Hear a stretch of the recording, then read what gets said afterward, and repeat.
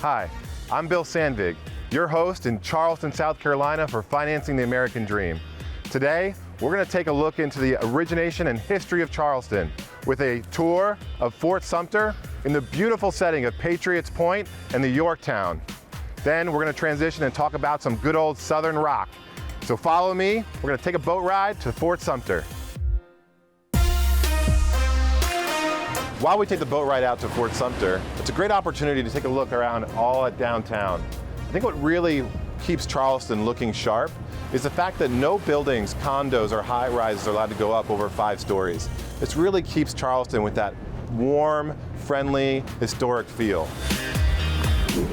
Fort Sumter was the site of the very first shots of the Civil War, April 12, 1861, with cannon fodder coming and taking into these very walls in this very brick.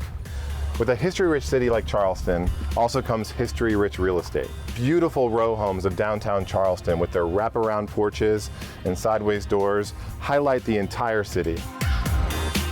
All right, thanks for joining us on a quick tour around Fort Sumter.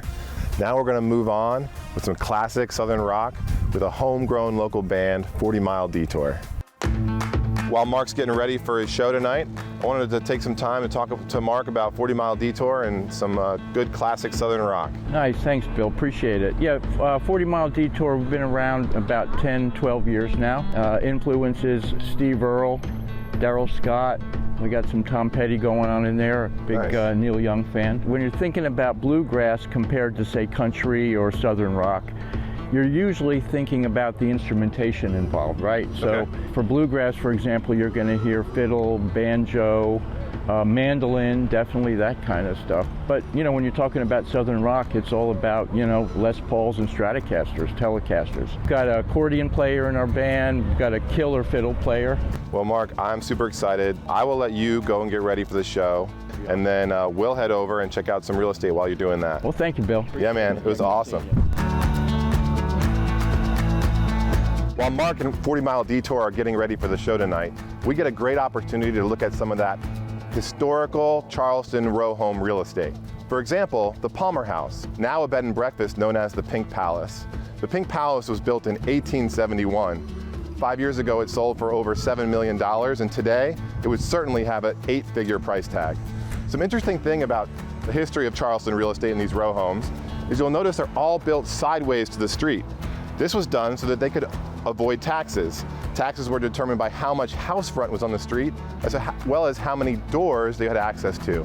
But today, as I mentioned, it'd be a lot harder to avoid those real estate taxes with an 8-figure price tag.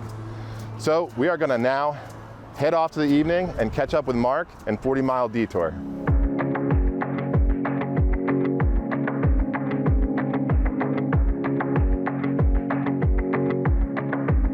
It was a pretty awesome day checking out some historic Charleston real estate.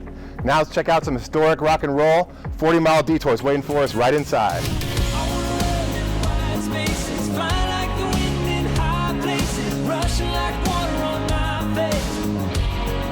It was a day of historic sights, historic real estate, and some incredible classic Southern rock. You've been watching Financing the American Dream, and we are going to get back to listening to 40 Mile Detour.